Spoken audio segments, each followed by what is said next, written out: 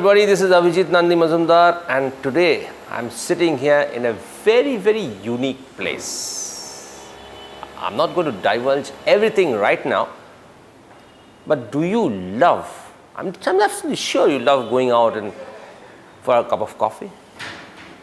Or have you understood the concept of coffee? The various and different types of coffee. We're all going to talk about it, but let me introduce to you Mr. Rajesh Dassani, and he is a new entrant in this field. He's just started, but he already started with a bang, and his concept of coffee is completely different from the one that we mostly see outside on the road. We're going to find out more from him. Welcome to A&M News, Mr. Dassani. Thank you. And with your permission, although I see a lovely cup of cappuccino right in front of me, but with your permission, we will kind of move this forward in English and Bengali combined together. Sure. So the first thing that I wanted to ask you is, moment you hear about a cafe, we always think that it's something about the young generation. They sit down together, they over a cup of tea or a coffee, or it may be a small little snack, and while away that time. And if you don't mind my saying, প্রেম করে বসে বসে সারাক্ষণ. So when you started this joint, as cafes are mostly called, you had that thing in mind? I think I should give a little bit of prelude to the whole exercise that we did. I have been in a profession which required a lot of traveling. So I was into sales and distribution. And I started my career in late 80s till the middle of this decade. So almost 30 years I worked in the field of sales and distribution, which made me shift my home 13 times, intercity. So I got transferred 13 times and I worked from areas starting from the extreme corner of the northeast to the extreme south corner of the country. So the entire eastern southern corridor I have worked. And this 30 years of my working life had left a very, a deligible mark on our life, on my entire family. Because we met people across such a wide spectrum, people from different language, caste, creed, community, sex, food, music, they were so different. They're so diverse people. So this diversity has become part and parcel of our life. So after my job, we decided to do something which will make me do at least two things.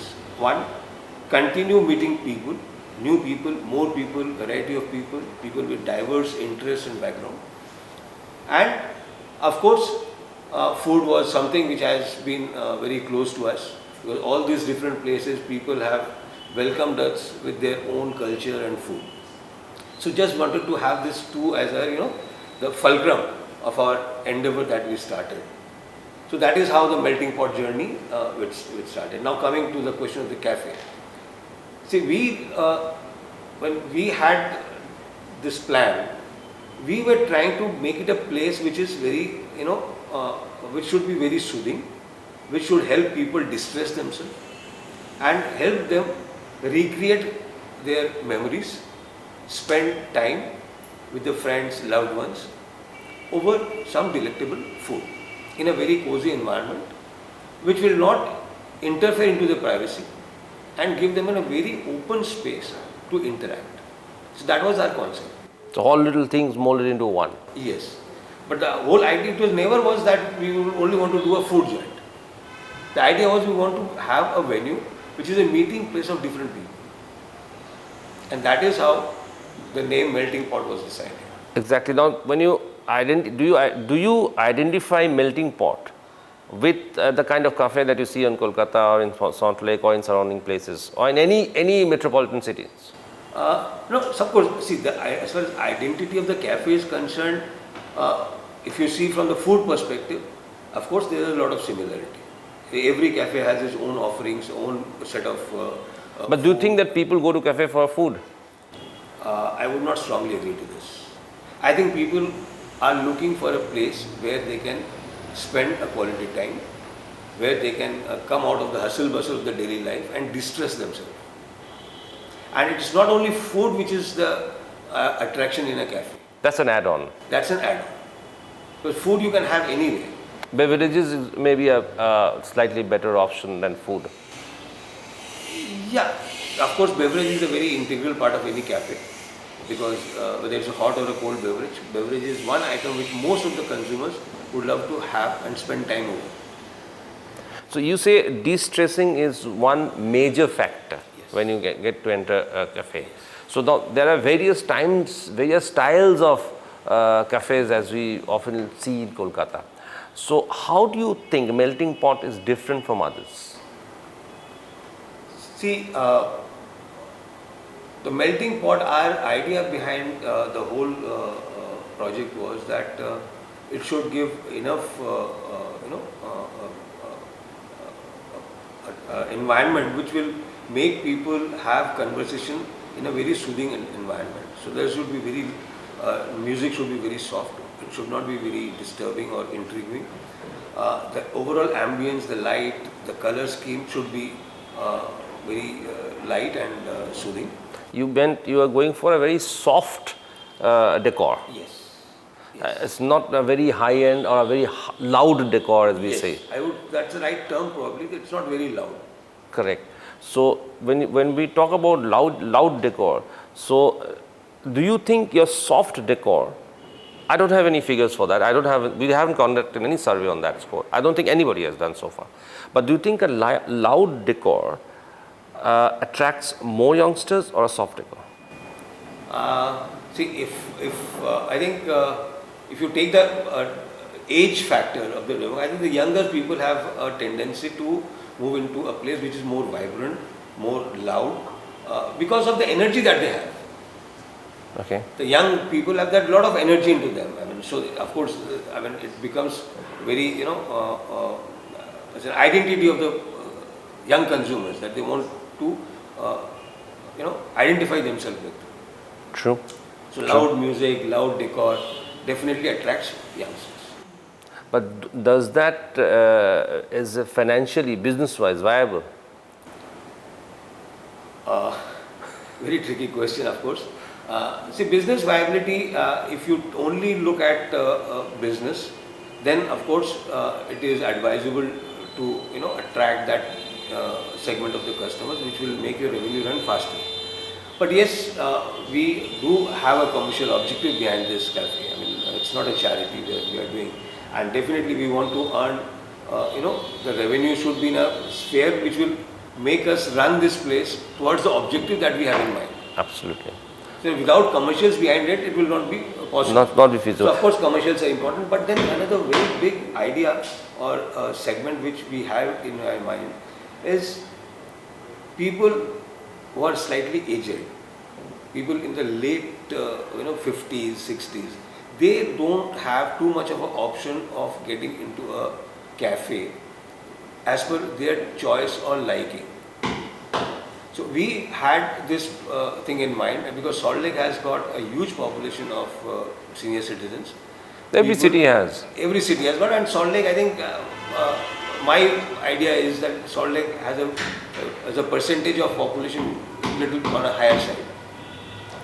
Most of their young people have moved out on various assignments or jobs or whatever. So this is one area which will give them an opportunity to come out of their home and enjoy the environment of a cafe over good food.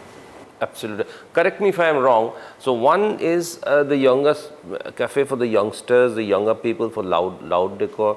Another, what we have seen is over the years, popular such kind of places have been a good meeting point for business activity. People who do not have, they don't want to go back to offices, or they don't want to meet in offices. They use these joints, they feel are very, very quiet places. They use these joints to kind of interact, do business and carry things forward. Another aspect is we have seen elderly people or old people, as you correctly said. I would rather not put elderly people, say in the bracket of 50s and 60s, who just want to sit back, relax over a cup of coffee with a couple of friends. They also want to use this place. there the style and the taste of these two, the ones who wants to do who are looking for business or talking about work, and the senior citizens, or if I put it 50 plus is a senior citizen, not as in the official category, but as not the young crowd.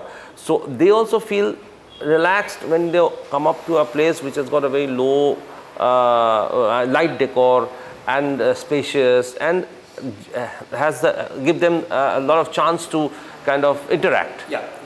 See, I mean,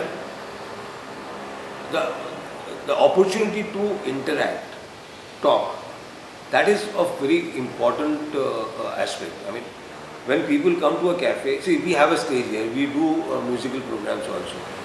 But we only do it during the hours when there's not too many people who come to, enjoy a conversation. Because loud music is again, it's a disturbance for a conversation.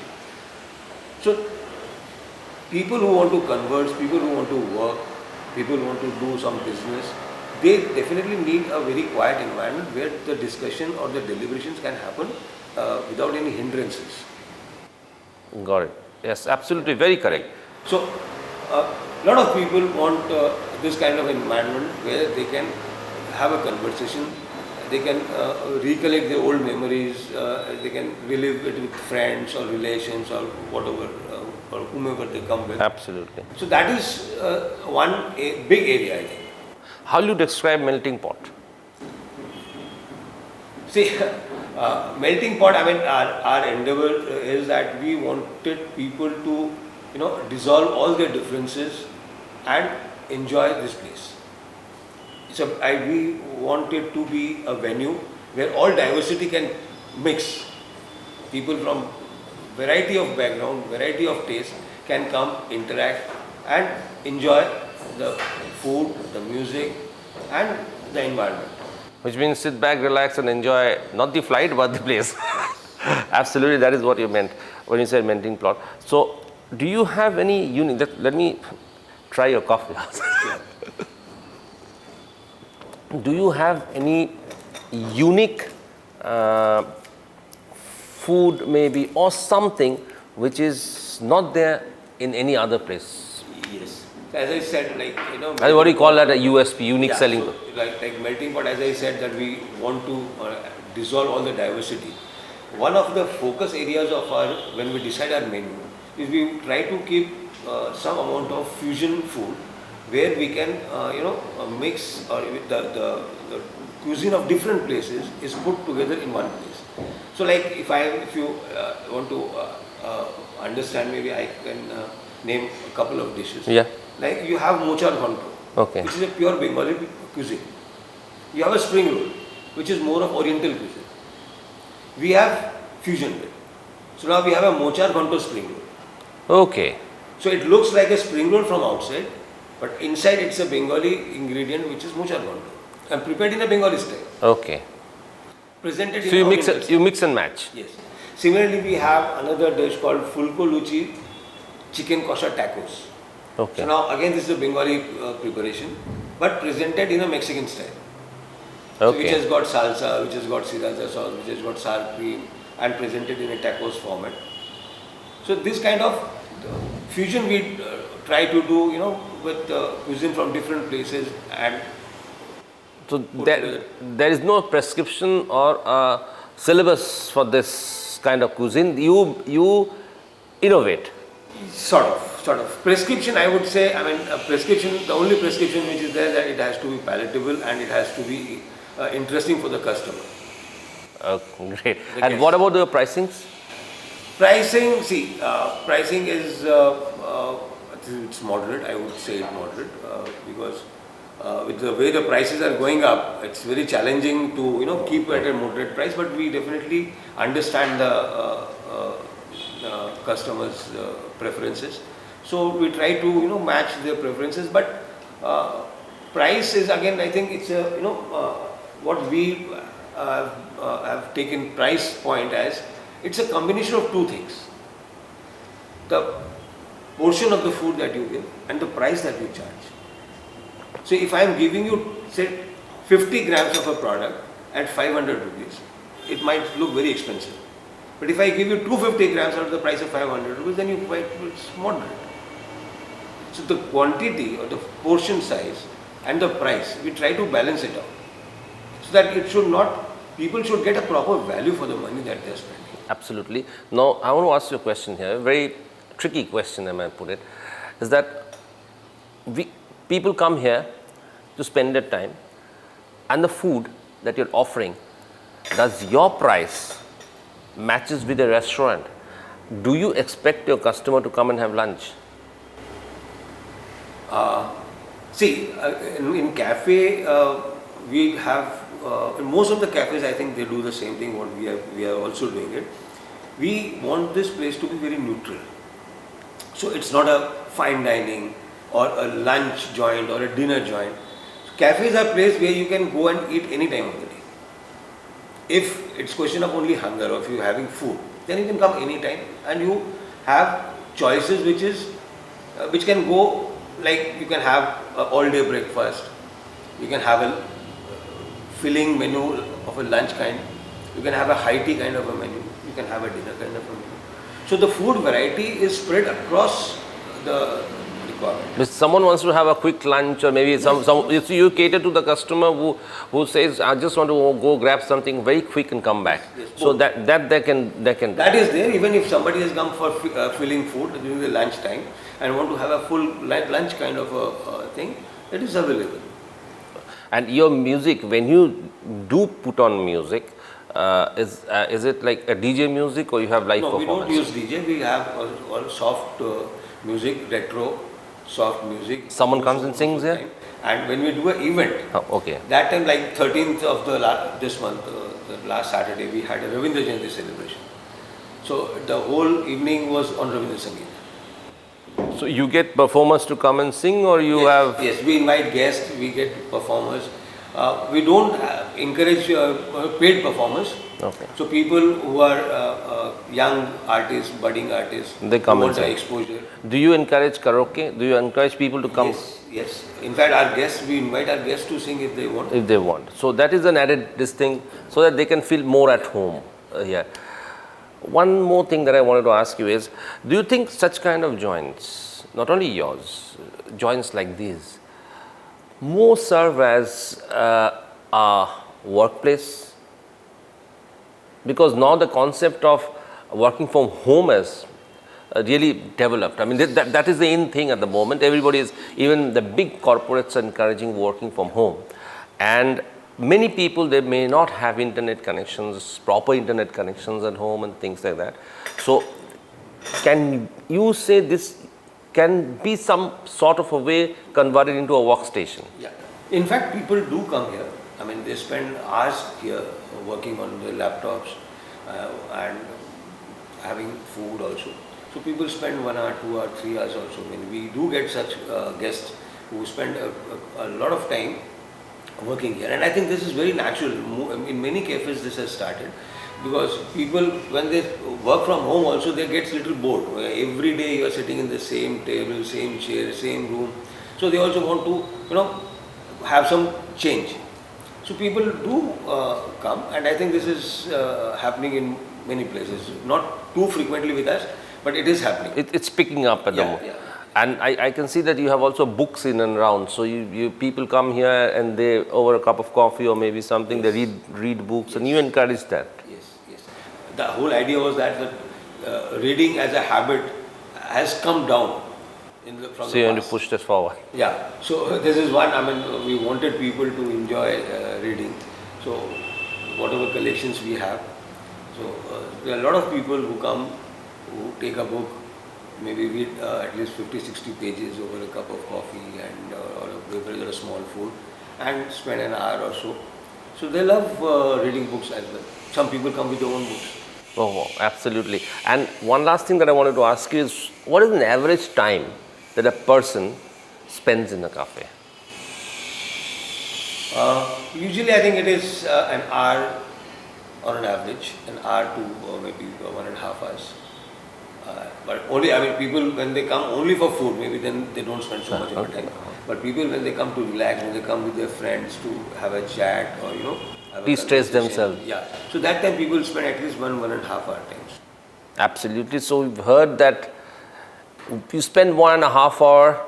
If you want to have a separate workstation, I mean, you just want to sit back, relax, enjoy your work, have some very, very innovative food. The recipe that he told me I've never heard of, but sounds very mouth-watering, absolute mouth-watering. So you want to do that, you try out cafes, you try out everywhere, and of course you can try to reach out to Mr. Rajesh Dassani. Thank you for watching us in A&M News. Thank you, Mr. Dassani, for speaking to us, taking your time out, and for a wonderful cup of coffee. Thank you. Keep watching A&M News, and we'll come once again with much more interesting things in future. Thank you. Please don't forget to subscribe our channel and also click the bell icon to get the latest updates.